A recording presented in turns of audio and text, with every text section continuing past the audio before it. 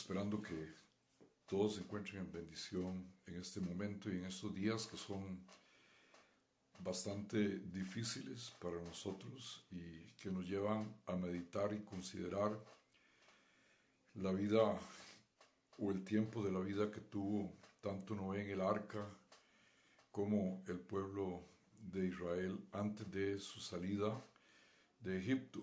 Recordemos que el pueblo de Israel permanecía en Egipto a causa de momentos difíciles de hambre que vivieron en la tierra en esa época, y vinieron por busca de alimentos y se encontraron a José y José les trajo hasta esta tierra y se establecieron en Gosén, y ahí estuvieron y de ahí salieron hacia la tierra prometida. De tal manera que podemos mirar tres puntos importantes.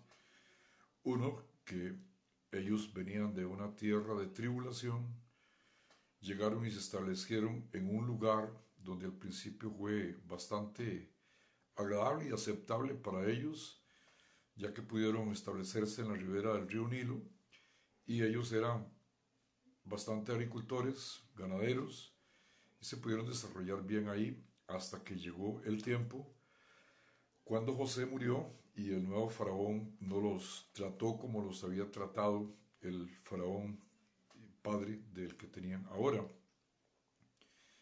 Y ellos comenzaron a tener lucha, llegaron a ser esclavos, y en la esclavitud ellos llegaron a clamar, de tal manera que el clamor que ellos hacían llegó hasta el Dios Todopoderoso. Y como todos sabemos, de ahí es donde Dios llama a Moisés, que lo trae de la tierra de Madián, y allá mismo lo busca.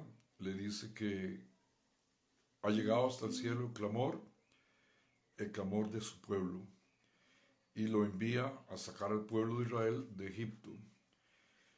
Tuvieron plagas, Faraón nunca quiso, primero Moisés no quería ir, luego Faraón no quiso dejarlos ir, hasta que Dios lo sacó con mano fuerte a través de la terquedad de Faraón.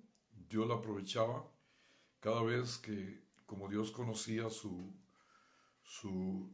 temperamento, dejaba que pasaran estas cosas, y así lo hacía cada vez volverse en contra de la petición que Moisés hacía. Pareciera en una forma extraña en que Dios juegue un papel tan importante, porque dice que Dios endurecía el corazón de Faraón para que no lo dejara ir, hasta que llegue el punto exacto, y ese día fue el día de la Pascua. Dios llamó al pueblo de Israel en Éxodo capítulo 12 y le llama por medio de Moisés para que hagan la celebración de la Pascua.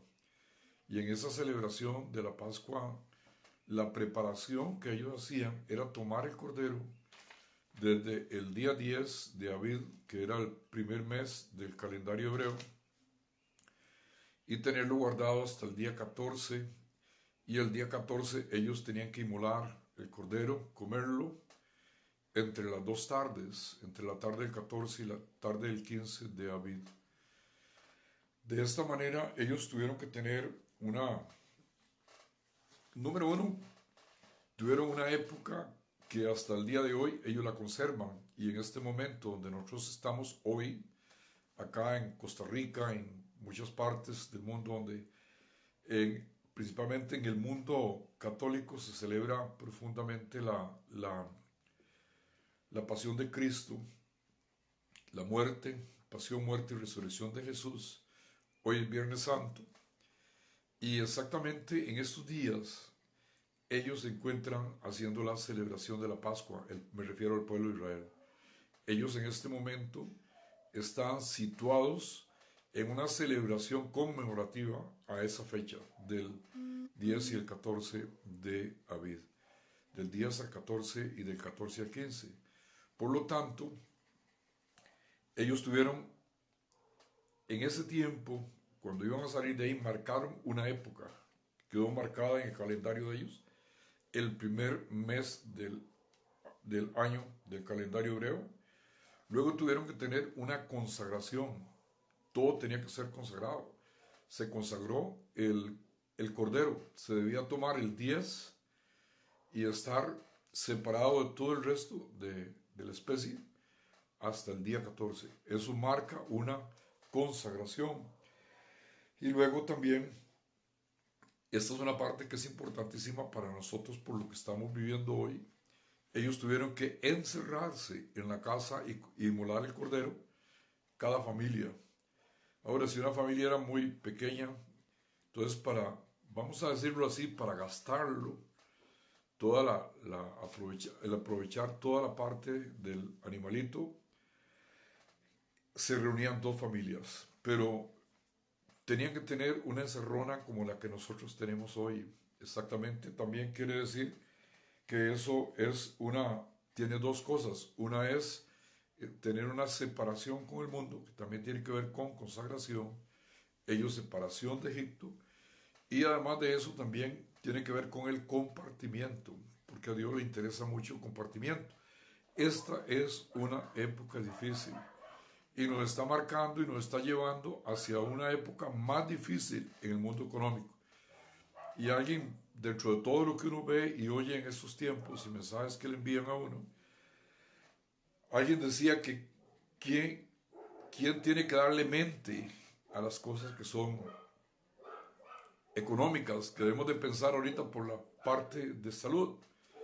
Bueno, mueran los que mueran, suena duro decirlo, pero vendrá un tiempo donde la vida va a ser muy difícil para el ser humano. Acá no va a volver a ser la misma, porque el levantamiento de una economía que en este momento se está cayendo, porque se están gastando todas las reservas en los diferentes países del mundo, y en algunos no hay ni siquiera reserva, donde se están buscando la forma de darle un sostenimiento a la gente, y particularmente yo siento que nosotros debemos también marcar una pauta en este aspecto.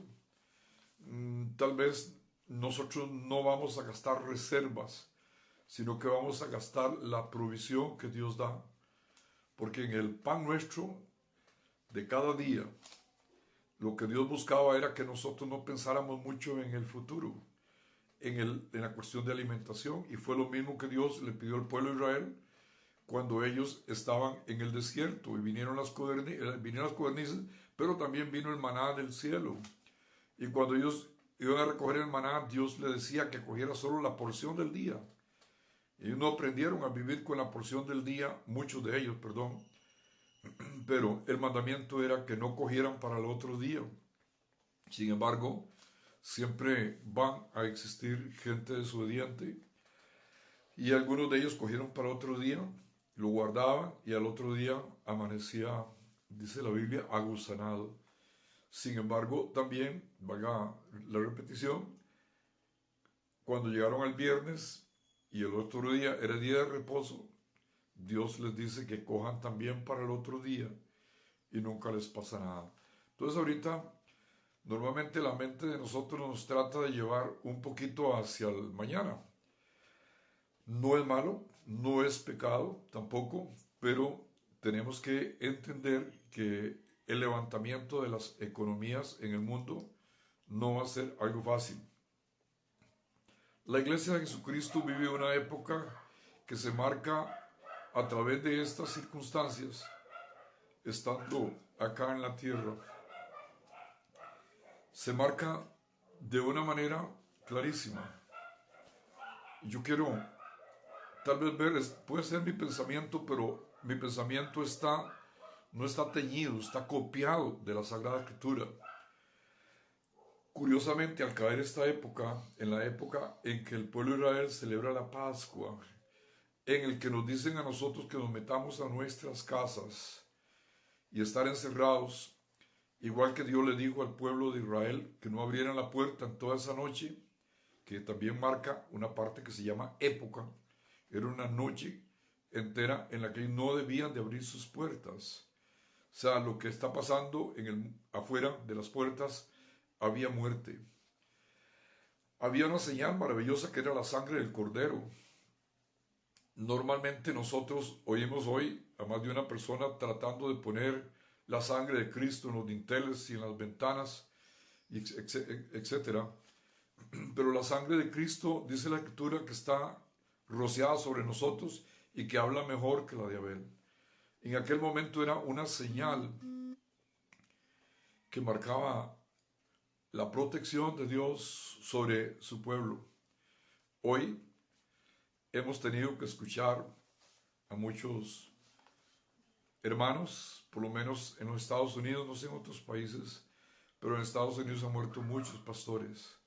Pastores que declararon lo que se puede llamar una superfe, porque ellos dijeron, Dios nos va a proteger, pero Dios nos manda a nosotros algo que Cristo mismo vino a restaurar acá en esta tierra, que lo dice la palabra clarito, clarito en el libro de Romanos, capítulo 5, verso 12, en adelante dice que como por la desobediencia de un hombre entró el pecado al mundo, por la obediencia de otro vino la salvación. Y nosotros tenemos como hijos de Dios que marcar claramente una pauta en el área de lo que se llama obediencia. Tal vez suene como falta de fe, pero no es eso, no es falta de fe. Hay muchas cosas donde Dios protegió al pueblo con una advertencia y se hizo manifiesto que los que obedecieron fueron salvos. Por lo tanto, esto no tiene una relación con milagros excepcionales que Dios hizo, hace y puede hacer, porque Él es el Todopoderoso, porque Él no ha cambiado, es el mismo de ayer, de hoy y siempre. No sé si puedo encontrar milagros de sanidades y milagros, perdónenme la colocación, pero sanidades y milagros en masa que Jesús hiciera cuando Él estuvo en la tierra. El máximo que he encontrado es el de los 10 leprosos. Pero el Señor Jesucristo hizo, hace y hará milagros casi siempre en una forma personal, en una forma que relativamente tiene que ver en la relación de la persona con Él, como la del estanque de Siloé. Yacían muchas multitudes de todo tipo de enfermos, pero sanó solo a uno. ¿Por qué Él lo hace así? Él sabe, Él sabrá por qué lo hace. Y yo tengo un montón, pero no voy a desviarme mucho más de eso, donde estoy, lo que yo quiero ver con ustedes hoy. El compartimiento familiar, la reunión en casa de las familias, la protección con la sangre de Cristo, eso es lo que nos protege a nosotros hoy, de la muerte y del pecado y de la muerte. Pero no es la muerte que puede ser el coronavirus.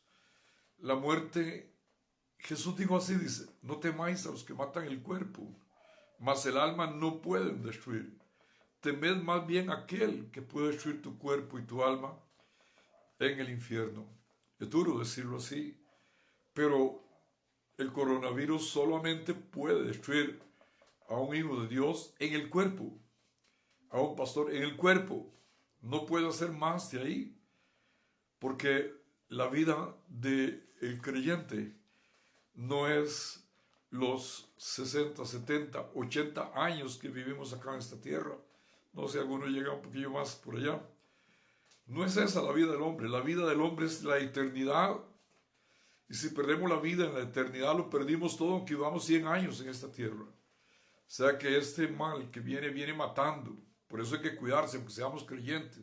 No somos pastores faltos de fe los que obedecemos a las autoridades, los mandamientos que se están dando en este momento, que son de salud, que pueden protegernos y guardarnos a nosotros. Esa consagración, dice en el verso 16, es un reposo. Del capítulo 2, es un reposo. Es estar en reposo. Así estamos hoy acá. Algo que el pueblo de Israel tiene bien claro. Lo tiene bien claro desde este tiempo hasta el día de hoy, porque ellos todavía están en la ley.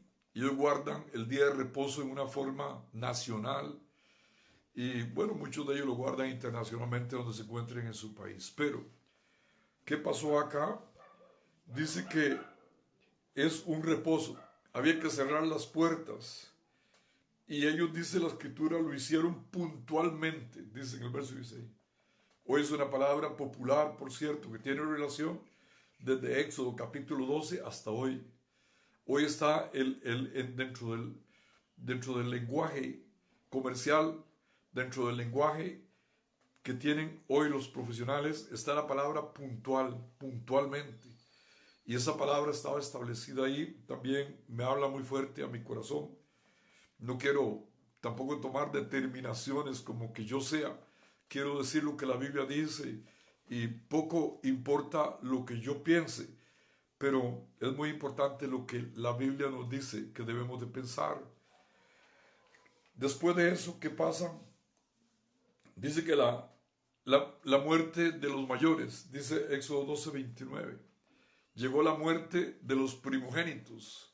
No sé, algunas veces yo pienso, porque nos da la idea, como vemos la película de Moisés y todo esto, y vemos el niño del faraón muriendo, nos da la idea de que esos primogénitos que murieron solamente eran los jóvenes, los niños, pero yo creo que murieron los mayores. En esta época este mal le hace tanto daño a las personas adultas mayores. Me da una idea de comunicación de esa época a la nuestra. Entonces Faraón los dejó ir y me llama la atención también un montón que cuando Faraón los llama y les dice, vayan, hagan lo que tienen que hacer, y finalmente les concluye la oración él y les dice, y bendígame a mí. Él pide la bendición, ahí está el verso 29 en adelante, capítulo 12. Hoy el cristiano está para bendecir a todo el mundo. No estamos en un tiempo de condenación. De todas maneras, ¿quién soy yo para condenar a alguien? No creyente menos. Si alguien es creyente y está trastabillando en su vida, tenemos todo un poco de derecho como guiadores del Evangelio de exhortarle a levantarse, de volver al camino. La Biblia dice, sepa que el que haga volver a un pecador del error de su camino, salvará de muerte un alma, lo cubrirá multitud de pecados. Yo quiero explicar esto para ustedes, lo que es mi sentimiento. Es tiempo de que el pueblo de Dios sea una ventana de salvación, sea la voz de Dios, porque en este instante muchas personas que no son enemigos de Dios, tal vez no son creyentes o no son creyentes como nosotros, pueda que estén anhelando la salvación. Y la palabra que nosotros podemos darle debe envolverlos en una esperanza, debe envolverlos en una atención celestial. Se les debe mirar como alguien que ocupa una explicación, una palabra que llegue a lo profundo de su corazón, de sus sentimientos. Por eso el faraón dijo, y bendígame. Me encanta leer eso. Luego dice el verso 38 del 12, dice, fueron muchos extranjeros con ellos. O sea, de Egipto salieron muchos extranjeros. O sea, de Egipto salieron con Israel. Luego Dios les dice que esa Pascua la tienen que celebrar todos los años. Es una orden, es un mandamiento, perpetuamente, mientras existan. Ellos tendrán que celebrarlo, pero dice que no la celebrarán, no la comerán los extranjeros o los forasteros, solamente aquellos que han sido circuncidados. Esa circuncisión podemos nosotros decirla que se refiere un montonón al recibir a Jesús. Cuando decimos recibir es creer en el Señor Jesús y bautizarse, porque dice todo aquel que creyere y fuere bautizado será salvo. El bautismo, con el respeto de los respetos a personas que no crean como nosotros, que oigan esto, el bautismo para nosotros según la Biblia, es bautismo de arrepentimiento para perdón de los pecados. Marcos capítulo 1, versículo 4. En adelante nos dice eso. Entonces, ese bautismo es como la parte de la circuncisión que tenían que hacer ellos para participar de la Santa Cena. Así como Jehová mandó, decían ellos. Como Dios lo mandó, así hay que hacerlo. Mis hermanos, mis amigos, yo quiero decirles, estamos viviendo parecido a lo que vivieron ellos hace tantos años atrás. Dice en el verso 40 y 41 que las huestes celestiales, las huestes de Jehová, salieron de Egipto con Israel. Eso es tremendo. Para explicarlo se ocupa mucho, pero la presencia de Dios fue quitada de Egipto. Y quizás la parte que más duele de esto es que estamos anhelando, estamos deseando la redención, porque así la Biblia dice, es nuestra redención. Le llamamos rapto, le llamamos arrebatamiento. Primera de Tesalonicenses 4:13 al 17. Ese arrebatamiento lo esperamos, pero la mayor oportunidad de salvación para la humanidad es hoy, es este momento, es un tiempo corto, chiquitito, de donde Dios nos ha librado a nosotros de perseverar, de estar, de permanecer en la fe, de permanecer en la palabra. Quizás muchos no estuviéramos acá si no fuera por la mano del Señor que nos ha sostenido. Otros pudieran decir, yo no lo merecía, pero dice, ¿quién como Jehová, que se sienta en las alturas de los cielos, que se humilla a mirar en el cielo y en la tierra, y del polvo al pobre Él levanta? Dios no hace excepción de personas. Dios no busca color, tamaño, belleza, ni posesión, estatus social. Dios te ama. No importa que tengas plata o que no tengas. Jesús vino a buscarte. Él vino a salvarte. Y eso es lo que se celebra normalmente hoy, Viernes Santo, la muerte, la pasión y muerte, resurrección. No, la pasión y muerte del Señor Jesucristo y posteriormente la resurrección. La consagración de los primogénitos. La palabra del Señor dice en Éxodo 13:12 y también el 2:23 dice la palabra del Señor que los primogénitos, Dios dijo, míos son, tanto de los hombres como de los animales y bestias del campo.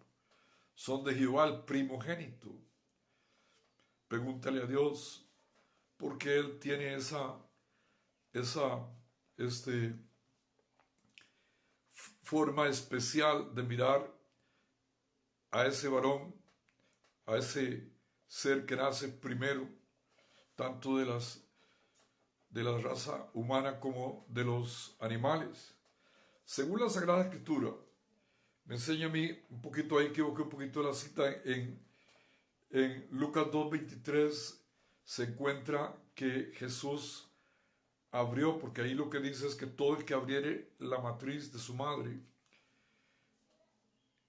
es del Señor. Y Jesucristo, cuando Él vino a esta tierra, vino por medio del vientre santo de María, su madre.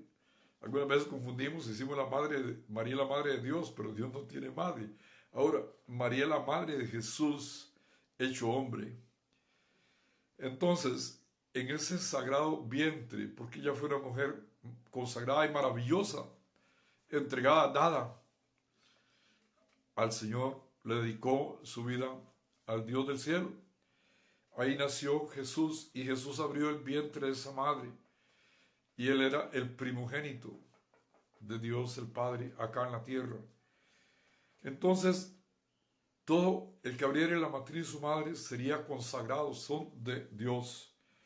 Por eso, quiero decirles que posteriormente me encontré también en el libro de Éxodo 13:17 donde dice que Dios al pueblo de Israel lo sacó y lo dirigió por el camino largo. No lo llevó por el camino corto, lo llevó por el camino que era más lejos. Duraron 40 años. Lógicamente, en algunos momentos, según dice la Sagrada Escritura, estuvieron en el Cades Barnea. Era tierra de gente vacilante, chistosa o que no tomaba las cosas en serio. Y por eso duraron 40 años en 11 jornadas que Dios los llevó hasta ese lugar. Y quiero finalizar en este momento diciéndoles que la palabra del Señor nos dice que eso que ellos hicieron era sombra de lo que había de venir. O sea, lo que ellos vivieron, esa salida de Egipto, esa Pascua gloriosa, ese encerronazo en su casa, esa salvación por medio de la sangre del Cordero, todas esas cosas que ellos hicieron en aquel momento, era sombra de lo que había de venir. Entonces lo que había de venir, yo lo siento muy cercano, lo siento muy, muy a las puertas. Yo no busco ser alguien. Me encanta, siempre lo digo, ser como Juan el Bautista cuando le preguntaron a él que qué decía de él mismo. Él dijo, negó que él no era el Cristo, ni era el profeta, ni era Elías. Él dijo, yo soy la voz de uno que clama en el desierto, enderezad vuestro camino. Dejo este pensamiento a los pies del Señor y también en sus corazones para que ustedes mediten en esto. Estamos viviendo muy parecido a ese pasado que tuvo el pueblo de Israel. Hoy la iglesia cristiana, donde hay israelitas, donde hay musulmanes, donde hay católicos, donde hay evangélicos, donde hay de cualquier parte del mundo que se convirtió en un creyente del Señor Jesucristo, en esa persona que invoca el nombre de Cristo como su salvación. A eso me refiero. Dios los bendiga mucho.